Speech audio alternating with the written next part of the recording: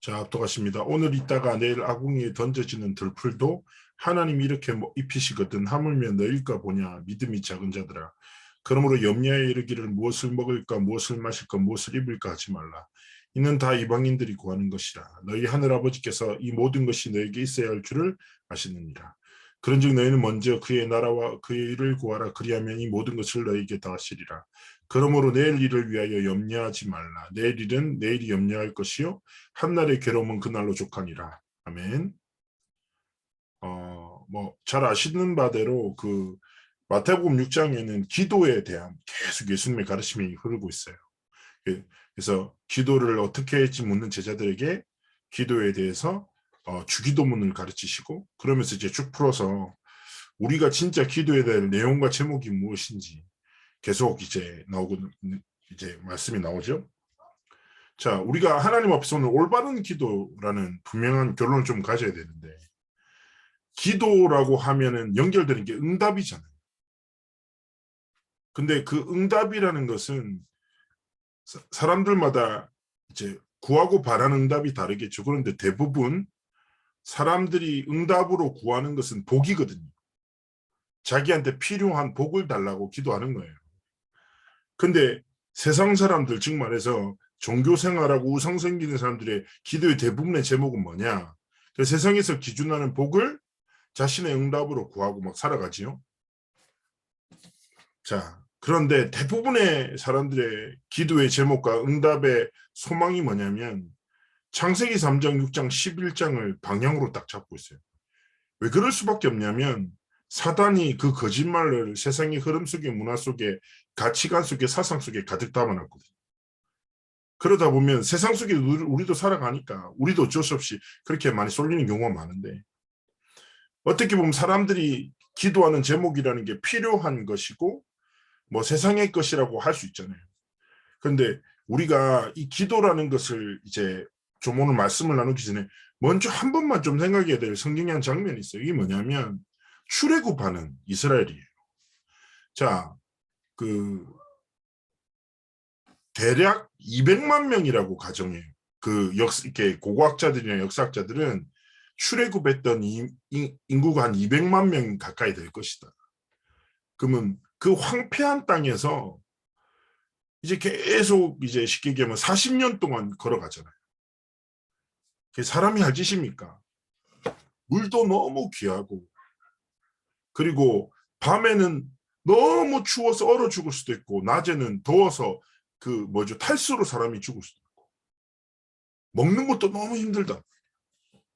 그러다 보니까 이스라엘의 원망의 모든 내용이 뭐냐?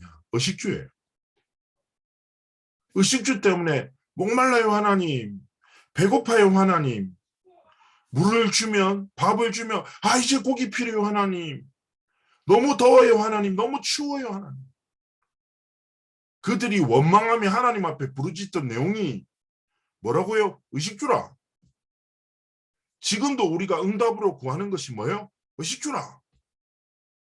우리가 필요한 걸 날마다 기하고 그 속에 갇혀서 그것 때문에 분노하고 그것 때문에 웃고 그것 때문에 낙심하고 그것 때문에 살아간단 말이에요. 자, 근데 아시죠? 아이러니하게 그 200만 명 중에 대다수가 죽었어. 그런데 그들이 그토록 걱정했던 의식주 때문에 죽은 사람 없단 말이에요. 성경이 이렇게 명확하게 우리 신앙생활과 기도에 대한 모든 내용을 말해주고 있는 거예요. 이스라엘 백성들은 어떻게 했어요? 그 당시에 모든 환경과 결핍과 어려움들을 다 믿고 거기 갇혀 있었지만 한 가지만 믿지 못했어요. 그 모든 것 속에서도 언약을 이루시는 전능하신 하나님의 언약만 안 믿었다. 그들이 심판받은 이유는 단 한 가지예요.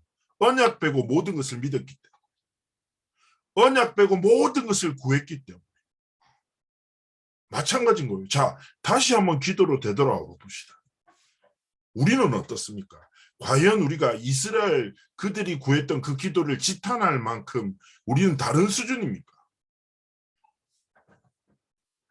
제가 이제 청소년 생활을 오래 했잖아요. 좀 공부 잘하고 똑똑한 랩런트 하나를 상담을 했단 말이야. 1시간 동안 쭉 지 얘기를 해. 그래서 내가 듣다 보니까 얘 꿈이 프리메이슨이라. 알겠죠? 그래서 랩런트 중에서 프리메이슨을 꿈꾸는 애 처음 만났는데. 그래서 내가, 야, 이왕이면 뭐 홀리메이슨이 낫지 않냐니까. 홀리메이슨은 실체가 없다는 거야. 근데 내가 일리는 있네. 아직 만나본 적이 없다는 거야. 그래, 일리가 있다. 그렇게 얘기를 했는데 얘가 무슨 말 하냐면 누군가 가서 살려야 되지 않냐.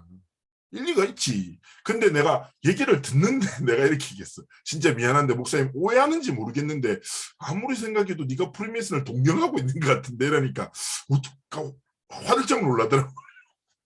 목사님 어떻게 알았냐고. 웬만한 사람 눈치챌 것 같은데. 그러니까 얘가 막 세상을 움직이는 3단체 뭐 프리메이슨 얘기하니까 자기도 같이 움직이고 싶은 거지. 근데 있잖아요. 내가 그 랩런트한테 웃으면서 얘기했어요. 그건 네 잘못한 거 아니다. 뭐 그럴 수 있지. 그런데요. 사단이요. 교묘하게 우리의 삶이 하나님의 언약 빼고 다 믿을 수밖에 없는 시스템 속으로 계속 우리 삶을 흐르게 합니다. 창세기 3장, 6장, 11장은 실체라니까. 너무 확실해. 그런데 사도행전 1장 1절, 3절, 8절은 뭔가 추상적이고 허상인 것 같아. 그렇잖아요. 그러니까 우리도 모르게 육신의 것, 세상의 것, 사람의 것을 믿고 그것을 구하며 매어 살아가도록 끊임없이 사단만이 뭐 한다고? 거짓말한다고. 그 거짓말을 쫓아 살아가다 보면 나도 모르게 뭐요 마귀가 이간질해서 하나님과의 관계를 계속 끊는다.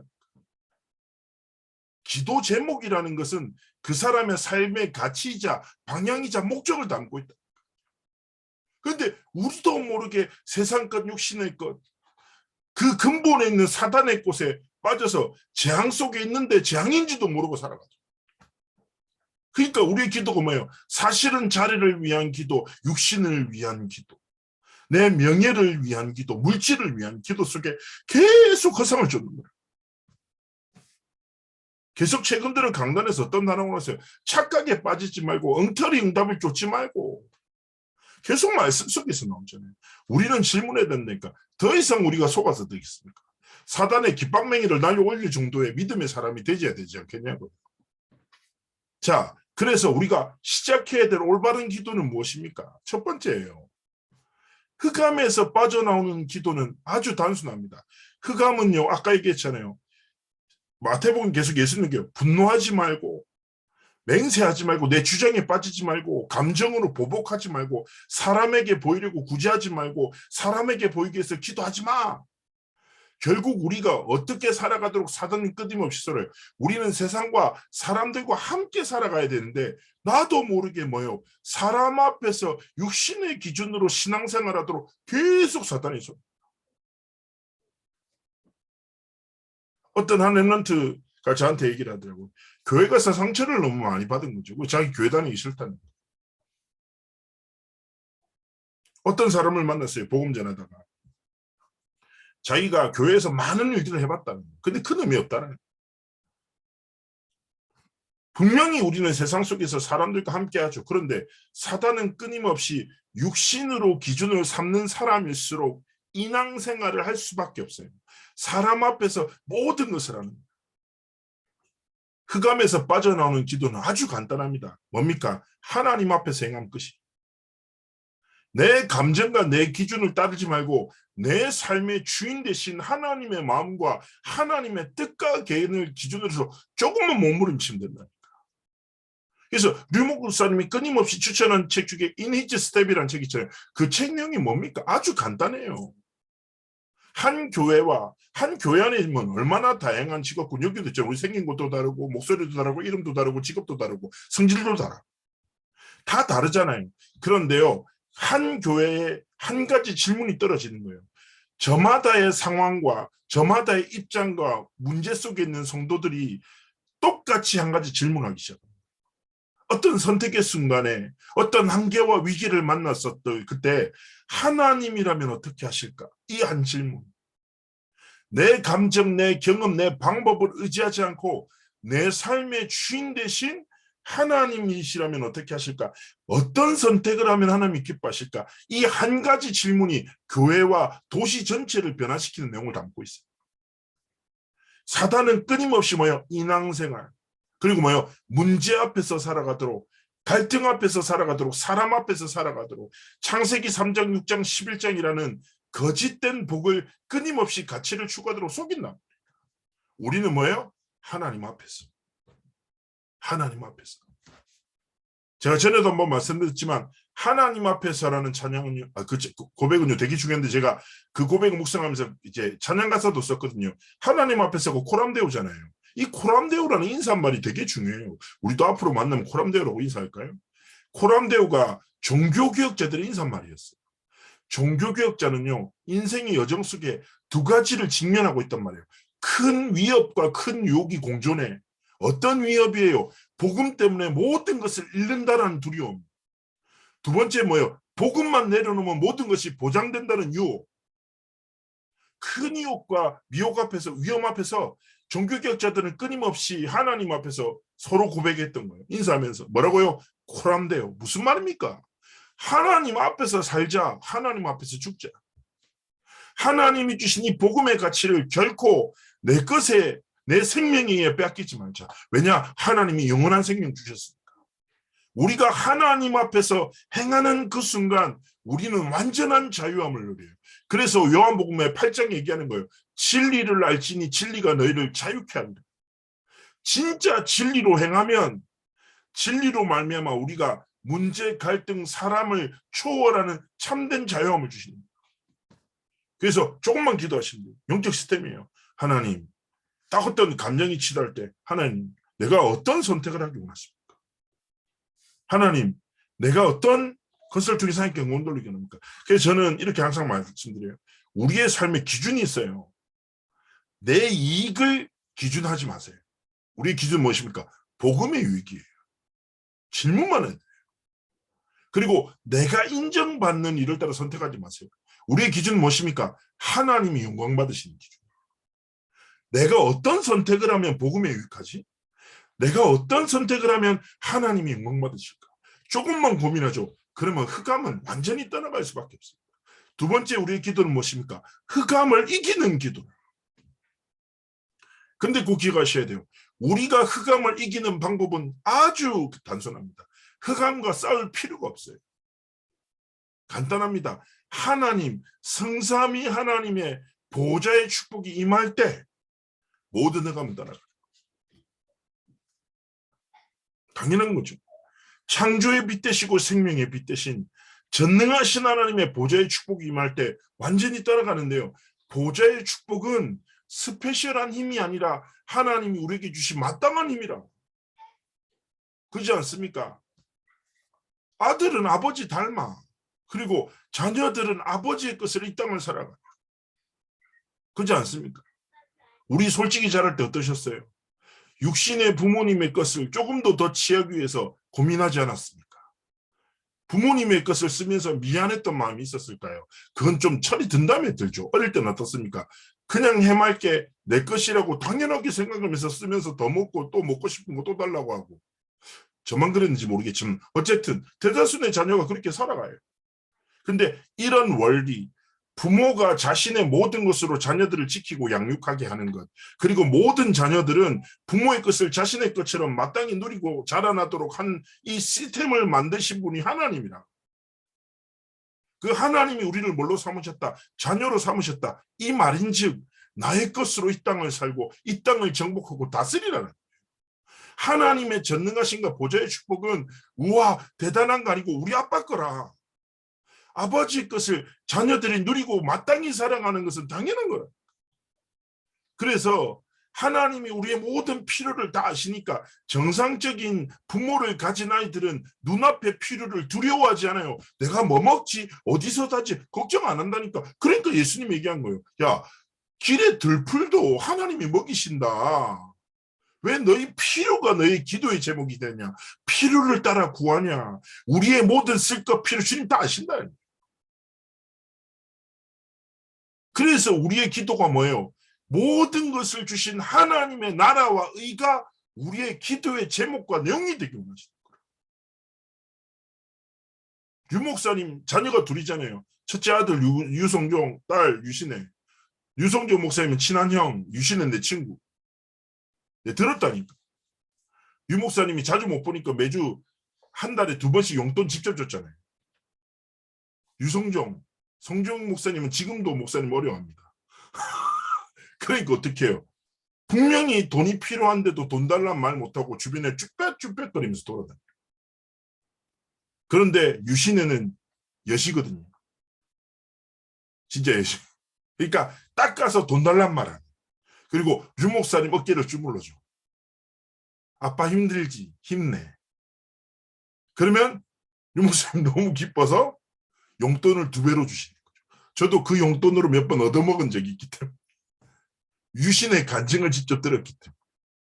자, 이게 뭐예요? 먼저 그의 나라와 의를 구하는 사람. 필요를 알고 다 왔다니까. 근데 우리의 시선이 뭐예요? 하나님의 시선이 머무는 것. 하나님의 마음이 담긴 뭐예요? 말씀을 통해서 주시잖아.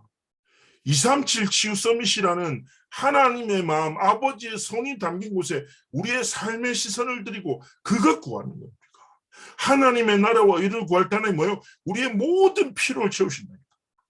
보좌의 축복으로 3시대를 열자로 70나라 70제자 70지역을 살릴 하나님의 사람으로 역사하신다.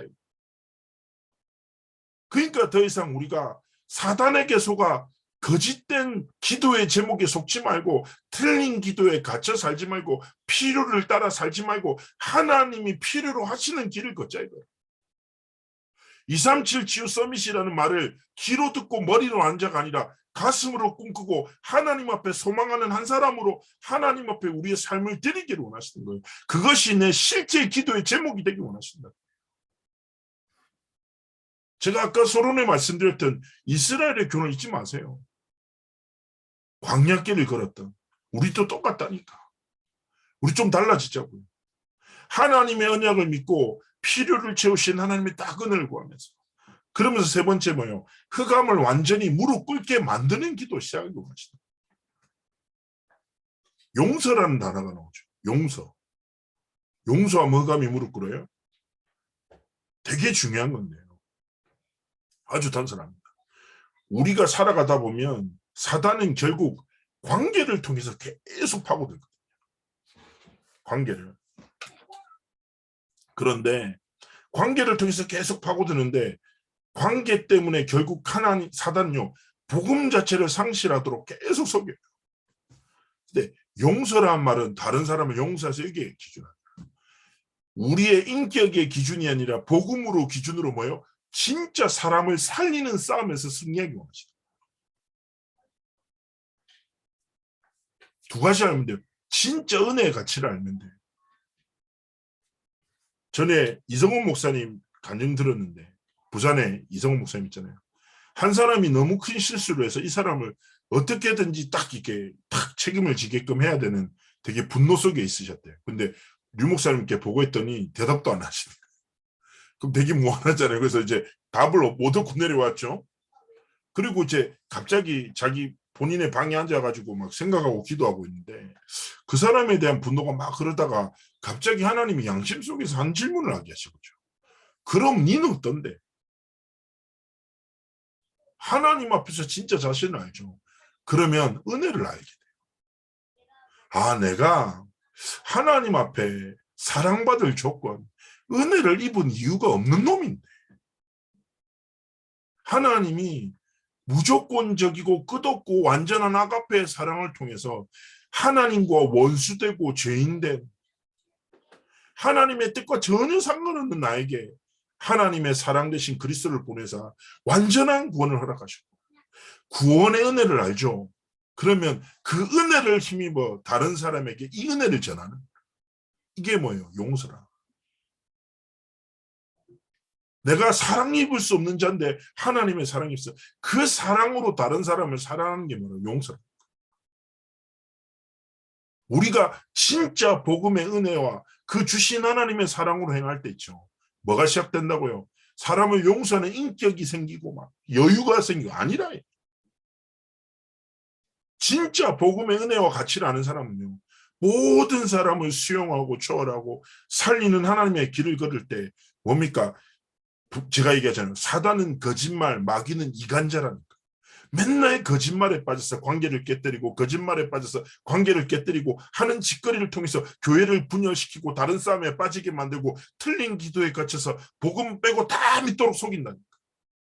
그런데 되게 중요한 게 뭐냐면요. 현장마다 갈등의 순간 앞에 그 갈등을 주는 흑암을 완전히 무릎 꿇게 하는 믿음의 고백을 통해서 영적 흐름을 바꾸는 사람이 있어요.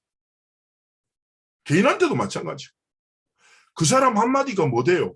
그 개인에게 역사하는 흑암이 완전히 무릎 꿇게 하는 다른 영적 흐름을 만드는 믿음의 말을 하는 사람이다.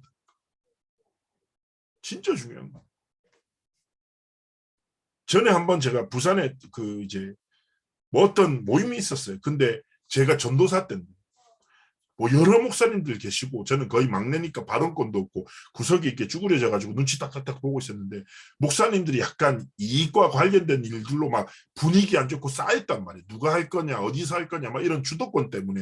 전사가 보다 좀 답답한데 내가 발언권도 없으니까 딱 하는데 그 갑자기 오천놈 목사님, 와, 진짜 멋있대. 갑자기 책상을 퐁 치더니 지금 뭐 하는 겁니까? 딱 이런 거.